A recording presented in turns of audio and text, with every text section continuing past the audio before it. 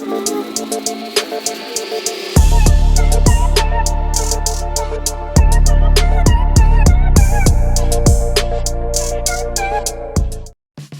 up, guys? This is HH Trader back with another video. We're going back into the topic of uranium. In this video, I have found 5 articles that I'm going to be going through today. I have not read through them already. I'll be going through it with you guys and kind of formulating some more opinions on the uranium markets. And we're going to be jumping over into the charts as well in TradingView. So let's get to it. First article. So this first article is posted May 5th, 2022 by Valerie Volkovici. Shout out to her. So let's go ahead and look into this. Starting off at the top, we see U.S. Energy Secretary Jennifer Granholm said on Thursday that the United States was working on a strategy to ensure steady uranium supply and that the country should not be sending any more money to Russia for nuclear reactor fuel. John Barrasso, the top Republican on the Senate Energy Committee, asked Granholm at a hearing on President Joe Biden's proposed budget whether the president would ban imports of Russian uranium as a way to further weaken Russia. And these were her words in the quotes.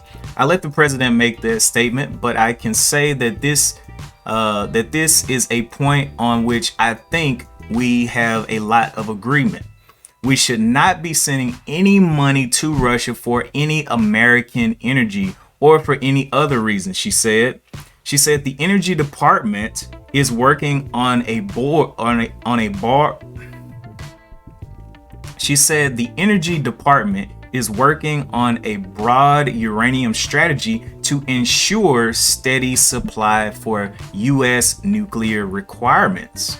Biden in March banned the import of the Russian oil, natural gas, and coal in response to Moscow's invasion of Ukraine, but not uranium. Russia is the 3rd largest supplier of uranium to the United States. Okay, so that's all I want to pull from that article. I'll put the links to these articles down below in the description. Next article. This was by Georgia Williams. Investors eyeing uranium on back of new products conflict, changing attitudes. So let me reread that.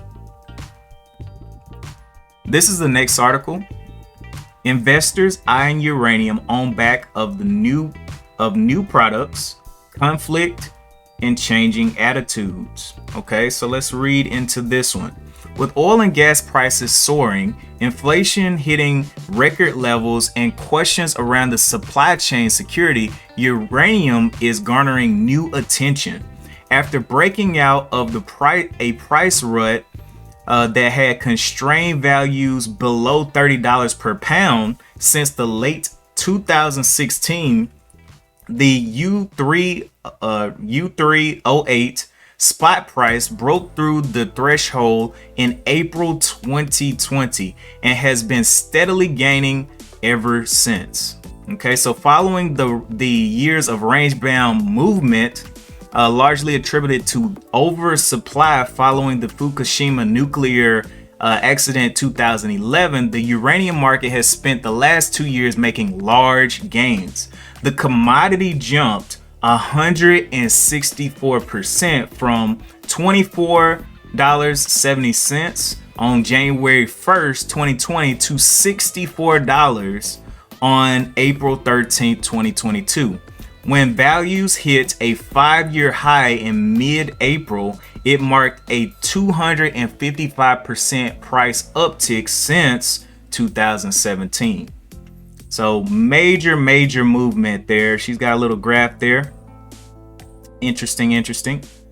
Uranium interest stoked by war in Ukraine and new products. Okay, so uranium's supply and demand fundamentals have been improving over the last few years, but much of its recent value increase can be attributed to the geopolitical events and concerns around energy security and clean energy. So this is one of the reasons that I got interested in, because whenever people started throwing around the word nukes and they started throwing around the word energy, and I just keep seeing these words over and over and over again, I'm like, okay, I need to look into the base material for these things, right? And that's how I found my way over here into uranium, and now I'm addicted. I have a problem. But anyway, from this, she's got a lot of information here, but she's basically talking about different stocks here and different ETFs concerning uranium that you can go and look in at a later time. But for time purposes, we'll go on to the next one. This is the uranium ETF launches follow frenetic fund activity in the sector. Okay, so all of the ETFs have been getting heat over the last couple of weeks, especially when this Sprott guy got involved. The Sprott Trust Fund specifically got involved. Even though they got rejected by the SEC, still people are like, no, they must see some kind of value over here that we're not seeing, right? And so they're putting their little toes in there, getting little starter positions on uranium, and I did the same thing, right? All right, so down here in the article, the launch of the first two European listed uranium exchange traded funds coming hot on the heels of a $1 billion US uranium ETF acquisition are the largest indicators of what has been a flurry of fund activity in nuclear fuel investment. But despite the huge speculative interest, especially from investors in an investment trust that is less than a year old, industry observers warn there are no guarantees that the last year's strong performance will be repeated. Even with a looming European energy crisis sparked by the Ukraine war, the speculative activity has been led by Sprott Asset Management, which gained notoriety last year after its Sprott Physical Uranium Trust, which launched in July, began stockpiling so much uranium that there were fears that it could corner the market and choke off supplies to power stations. In every commodity market, you have end users and you have speculators, says Sprott AM Chief Executive John. I'm gonna just say Mr. John, adding that Sprott assets, or the Sprott Trust assets under management, were $600 million when the trust launched and we're now around $3 billion. We don't sell any of it. It is a stockpiling fund, right? So that's what Sprott had to say about it. Let's zoom down a little bit. We see a little graph here, global nuclear and uranium focused funds. So we can see the growth on the charts. 2007 had a little spike. That was the Fukushima that the other article was talking about. Fukushima came on down, and all of a sudden we see a huge ramp up in all of the asset movement of this commodity, right? And I'm glad they have these charts here. Let's see, first wave of nuclear uranium funds, 2006. So this is launches and closures. 2006 it was up, 2007, 2008, 2009. And this is launches and closures. Let me see, does it say anything else? Morningstar is the source on that one. I don't see a key for it, but I'm pretty sure I can find out later on if I read the whole thing. But anyway, nice little charts. So we see the uptick in uranium. Let's go on to the next article. Uranium price has a lot more runway left and needs to double for supply to meet demand, says, I guess this is from Sprott's Mr. John that we just read about. A global energy crisis that threatens to get worse and ongoing climate change issues mean there is plenty of upside potential for nuclear energy. According to the world's biggest uranium investment firm, which is Sprott, that we just went over. So, man, these trusts and things are stockpiling this commodity, and they're actually buying the physical uranium and paying that money to actually have the maintenance done on it to keep it safe, right? So if they're so interested, my question is, why are they so interested, and should I be? And in my case, I am interested. I'm interested enough to put my money in there and see where this thing wants to go throughout the rest of this year, right? Because all of this talk, I'm like, oh, man, I'm just gonna put my toes in and see what happens. It could be even a longer term thing where I end up holding what I have even longer than I expect. So we'll just see. But for right now, eyes on uranium is a good place to be looking, especially with all of this energy talk, because you'll see in the next article that I'm gonna go over, there are some major advancements when it comes to uranium. So let's go ahead and get over there.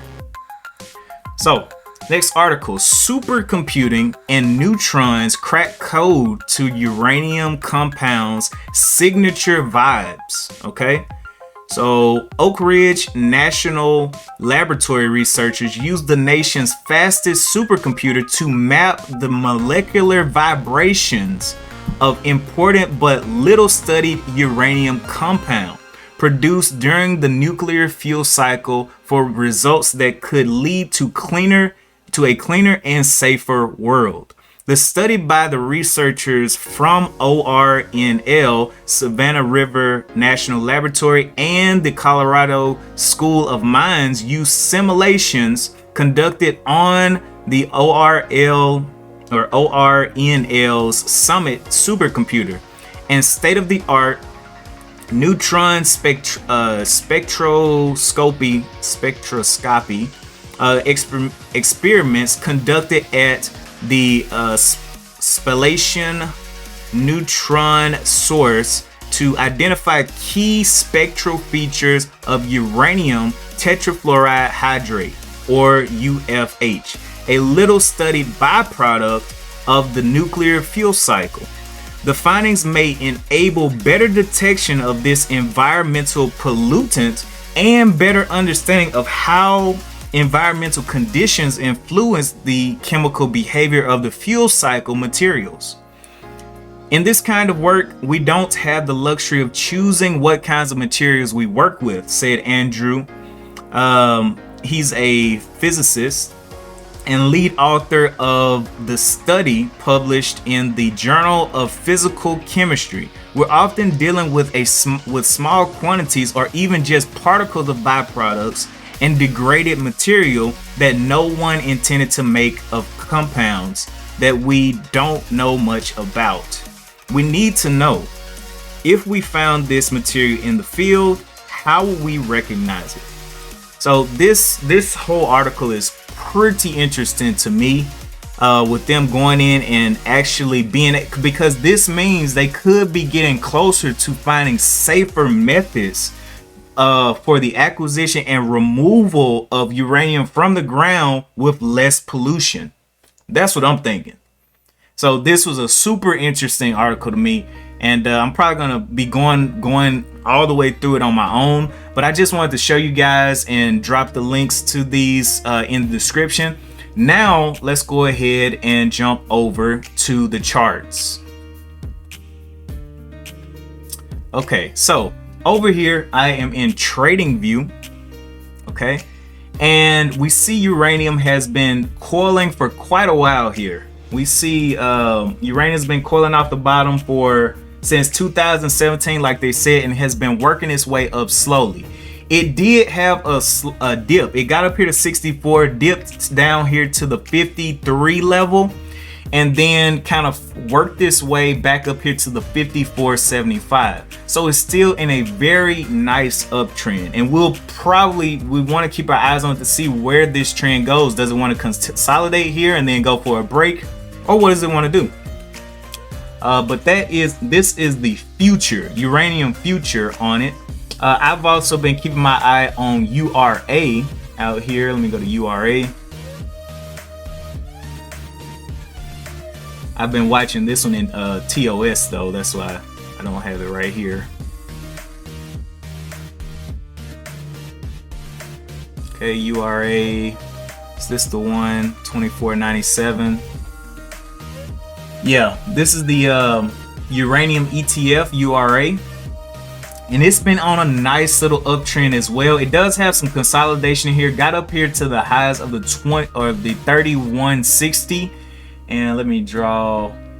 So we got a little bit of resistance up here parallel. Little bit of resistance up here on this flat top.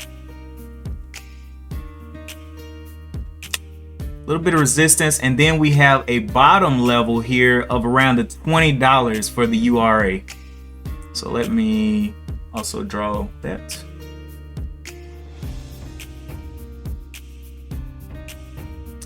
Right across here, we got a nice little level of liquidity down here. So we got orders over the top, we got orders underneath, and I'm just watching this thing for consolidation above this level to continue the uptrend, right?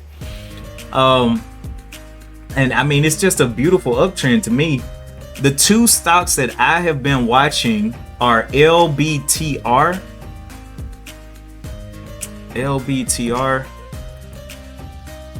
or LTBR, Lightbridge Corporation, which is into uranium, and UROY are the two that I've been watching. So yeah, and I do own shares of these two stocks, so don't want to be acting like I'm not a holder here. But yeah, LTBR has been coming down for quite a while. This is Lightbridge Corporation. We'll flip back over to the browser and so I can show you some of their statistics. But LTBR has come down to this low and has started a small uptrend here. And I'll draw this little trend. Small little uptrend off the bottom.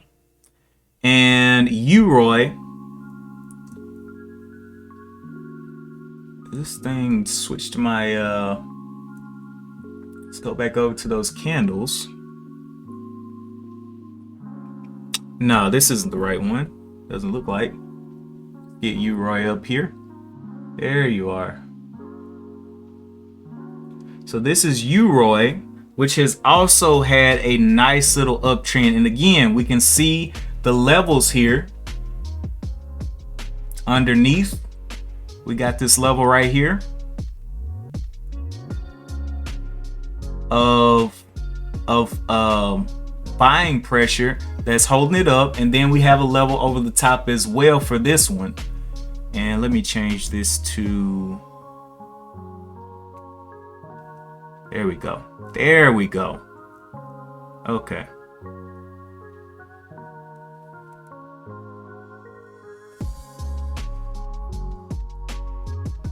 Yeah, because this thing isn't that expensive. It's like $3 right now. But I'm looking for news. That's all I'm looking for. Getting in early and looking for news for a upward movement here. I've just been watching over the weeks as news drops. And the reason that I picked these two, let's go ahead and jump over to the browser so we can see why I wanted these two. Jump over here to the browser. We'll go out here to Yahoo Finance and here, and let's go ahead and look up these two tickers, right?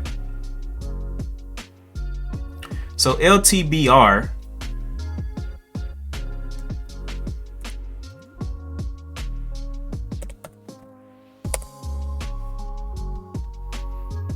This one has been moving back and forth, but on the news, I'm not even worried about this one.